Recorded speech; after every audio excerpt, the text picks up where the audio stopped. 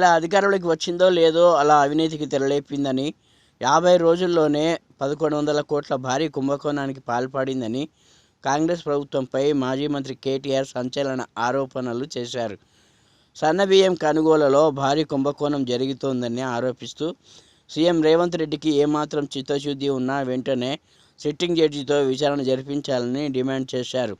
30 లక్షల టన్నుల ధాన్యం సేకరణకు గ్లోబల్ టెండర్లను పిలవడం వెనుక అధికార పార్టీ అవినీతి దాగుందని కేటీఆర్ చెప్పారు. ఒకే రోజులో గైడ్లైన్స్ జారీ చేసి అదే రోజు టెండర్లు ఆహ్వానించడం వెనుక మతలబ్ ఇదేనని ఆరోపించారు. రాష్ట్రంలోని రైస్ మిల్లర్లు ధాన్యం కొనుగోలుకు సిద్ధంగా ఉన్నామని చెబుతున్నా వారిని పక్కన పెట్టి గ్లోబల్ టెండర్లు పిలిచిందని ప్రభుత్వంపై మండిపడ్డారు.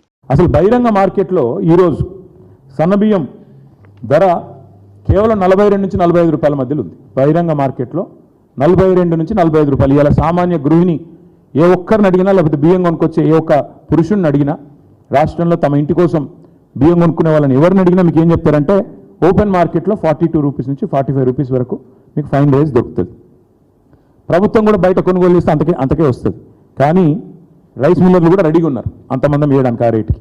కానీ బహిరంగ మార్కెట్ను పక్కకు పెట్టి, బయట కొనుగోలు చేసే అవకాశం పక్కకు పెట్టి, మిల్లర్లు ఇవ్వడానికి ఉంటే కూడా రెడీగా ఉంటే దాన్ని పక్కకు పెట్టి టెండర్ పిలిచారు. మళ్ళీ అదే 4 సంస్థలు కొటేషన్లు కూడా ఎంత బాగా చేసుకున్నారంటే ప్లానింగు 57 రూపాయలు ఒక ఆయన, మిగతా ముగ్గురు కూడబలుక్కుని 56 రూపాయలు 90 పైసలు.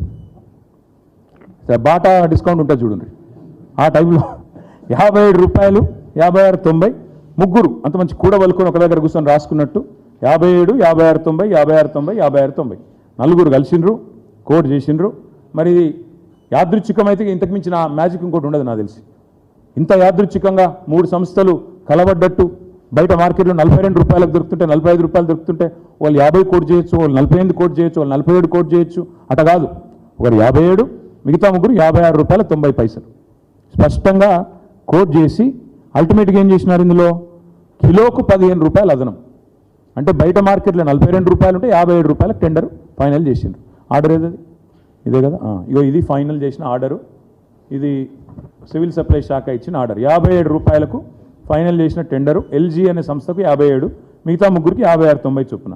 ఏం జరిగింది ఇక్కడ, 2,20,000 టన్నులు ఇంటూ 15 రూపాయలు అదనం. రౌండ్ ఆఫ్ చేస్తే ఇది కూడా మళ్ళీ 300 కోట్ల కథ. అంటే అందులో 700 నుంచి 750 కోట్లు, ఇందులో ఒక 300 కోట్లు. అంటే ఎంత మొత్తం కలిపి 1,000, 1,100 కోట్ల కుంభకోణం. ఇక్కడ ఇంకా విచిత్రమైన విషయం